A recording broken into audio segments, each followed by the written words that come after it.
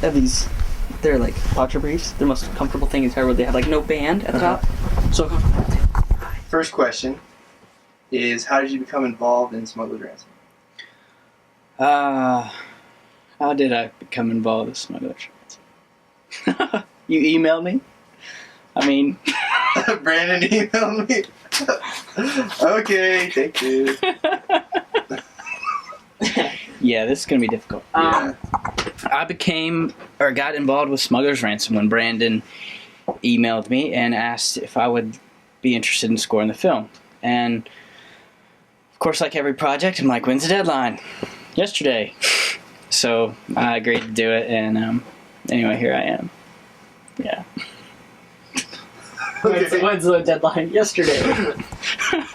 How do you go about composing a new piece?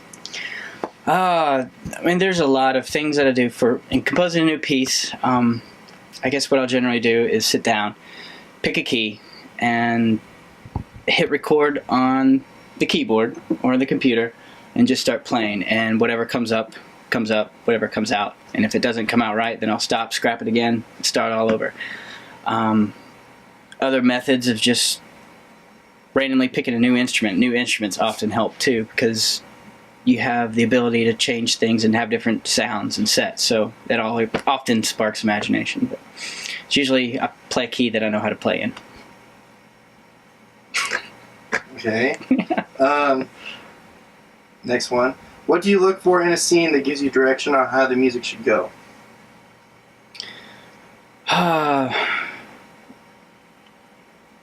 What do I look for in a scene and how music should go? Like the direction that the music should go. Now, I guess, the more I've done these, the more, alright, let's see. I gotta pick my words wisely. What do I look for when I start? Basically when you watch a scene, I could figure out, I guess what I've found is that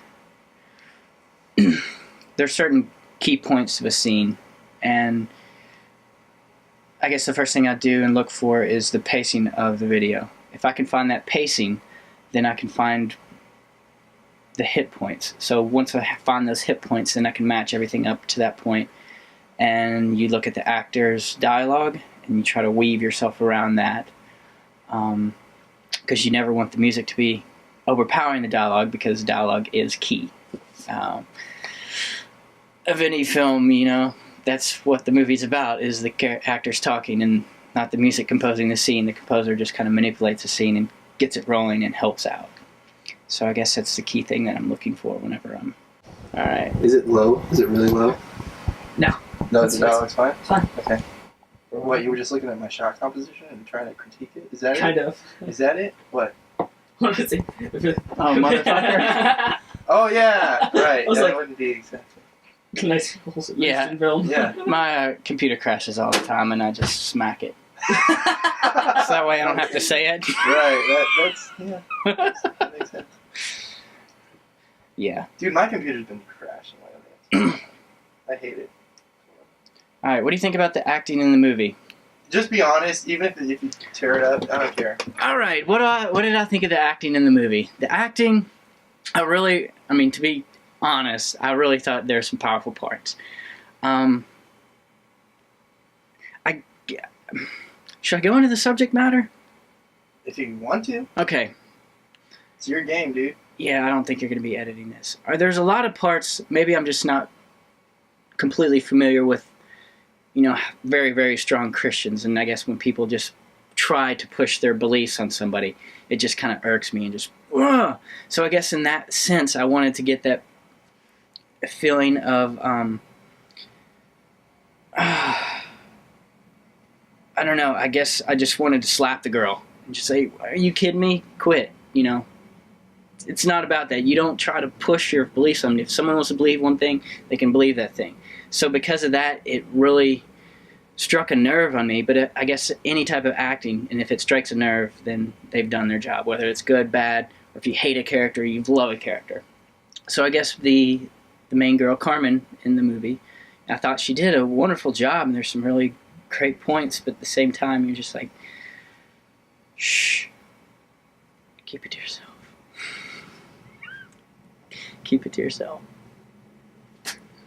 All right, next. Do you feel that? I didn't like that. No, that was good. But do you feel like the character of Bill kind of feels the same way about her? You know what? I think that Bill probably did. He probably looked at this girl and thought, all right, this holy roller is out here trying to do this stuff. Oh, gosh. Got to go save her. Why? You know, what's the point? Just let her die, and, you know, who cares about her? So I guess because of that, that was... I mean, I guess he, at the end, changed. He did change. I still think he should have killed him, though. At least tied him up. Tied him up.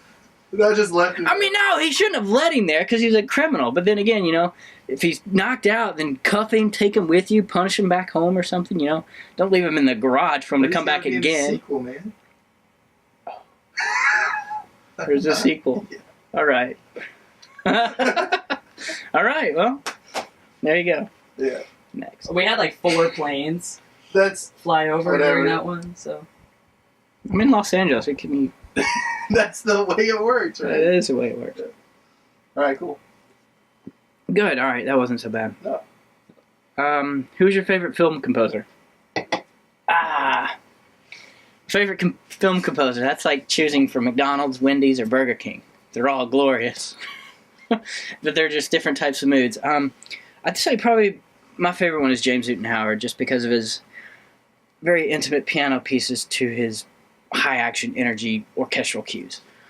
Probably Hans Zimmer, because he just has some really great sounds, good music that really strikes chords with me. So it's that big, powerful, lush Hollywood sound. John Williams, just because he's a master and a genius. But a lot of his stuff is fluff, and I don't like fluff music at all. Just drives me nuts. It's too classical.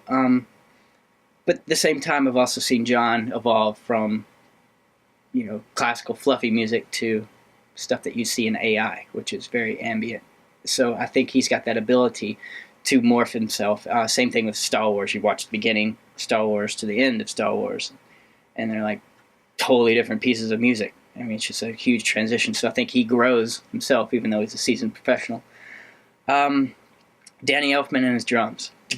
Man, he jams away. So there's a lot of influences, I guess, and you know, with so many film composers out there in the world, it's so hard to just try to distinguish yourself without somebody saying, "Oh, hey, that sounds like so and so composer," or "That sounds like this guy," or "You sound like this." Well, you can only invent the wheel so many times. You just got to make it look prettier. So. It's true. All right. Is that good? Yeah, perfect. Good. That's great. How did I get into composing? What the? How can you possibly make a call from Through an an email? email. Wow. Somebody's emailing, Emailing, but but it's a calling. phone call. That's weird. Maybe it's just a message saying, "Hey, you got an email." Yeah, Dude, turn your phone on silent, man. It is on silent. Jeez. it is on You're silent. interrupting me. I didn't interrupt. He was done. Oh, you got to call my phone. Let it ring. It's the good, the bad, and the ugly. Really? All right, ready? Whenever you're ready. How did you get into composing? I got into composing, I guess it's got to be the same story that I've always said, but I was watching Terminator 2 on TV one day, eating corn dogs. They're the hot dogs on the stick with the cornmeal around them. So they're these long sticks. And after watching the movie, I went down and was like, banging on the plates, the theme. Let's play something.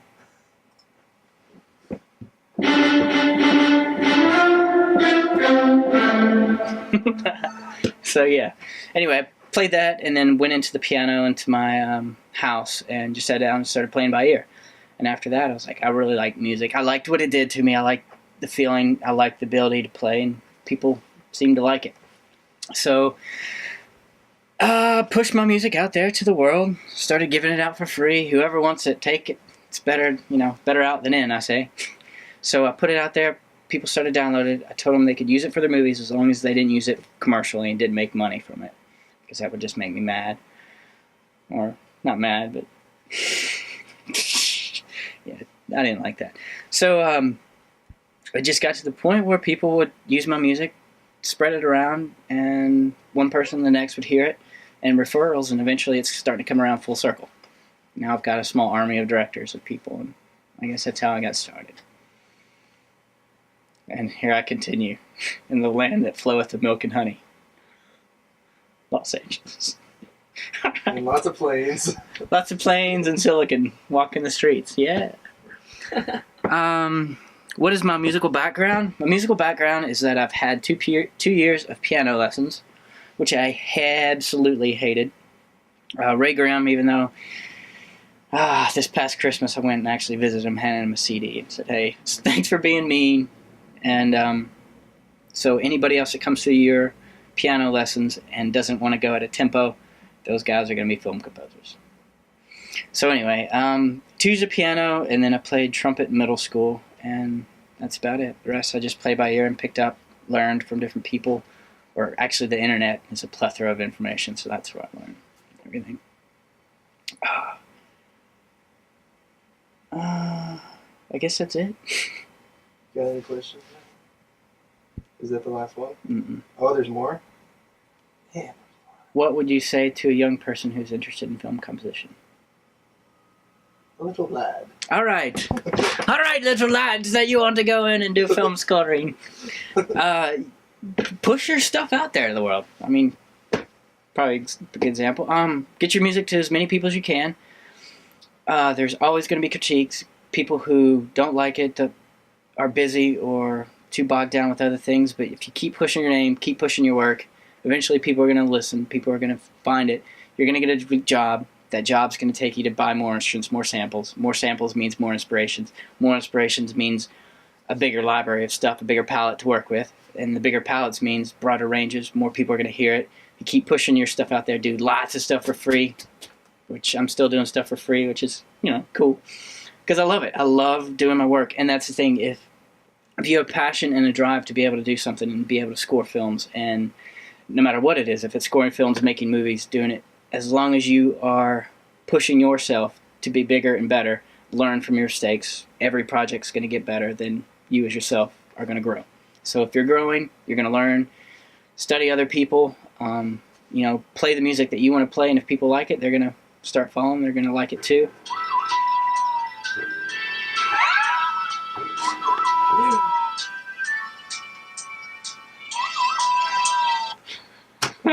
That's awesome. I'm not gonna Here's the ringtone on the video. That's awesome. Yeah.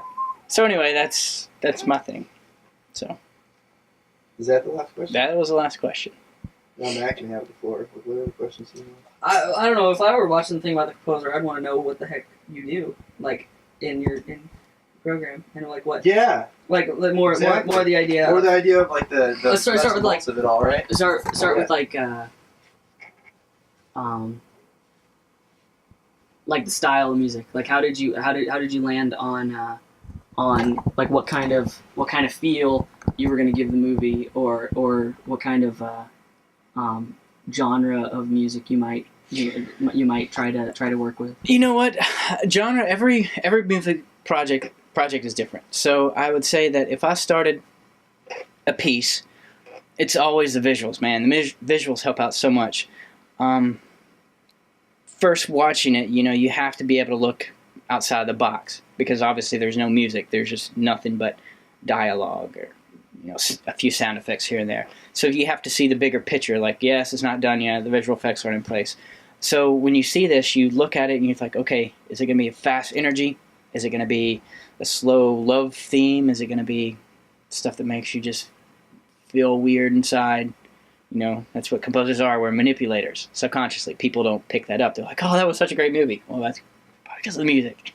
I think, anyway. So I guess every time I am going to a movie, I'm always interested in what their choices for the music. And if the music stands out, usually it's either it stands out because it's really, really good, or it's just awful. Just poor decisions. There's sometimes where a piano just doesn't belong in space. That's just my personal opinion. What is that? Is that because you Is it because you're bred that way? Have you just been in tune because other movies out there have, sonic soundscapes and or Battlestar Galactica, for example, has all these taiko drums. So why do they have that? Why? So you have to redefine, what genre you're working with, and some stuff just doesn't sound right. I mean, it's just obvious. It's the instrumentations that you pick. I think it helps. So that's the space. What about in reference to Smuggler's Ransom? Like, what was the feel you were going for with that? Like, with watching the visuals. First, I guess it was kind of a spy movie. So because it was a spy, this guy has kind of got a mystery to him. He's a hitman. So I guess there's a sound in it. I'll just play you that sound. I think I just randomly found it.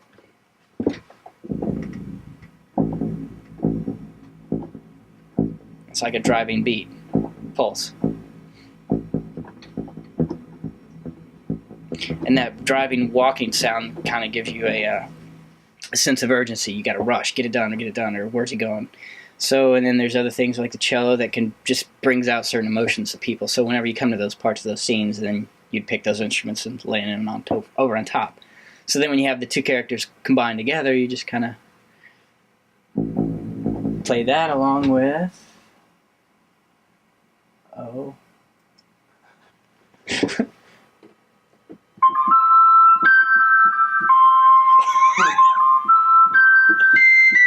I was going to play Lord of the Rings, but I forgot. I forgot how it goes. But yeah. Yeah.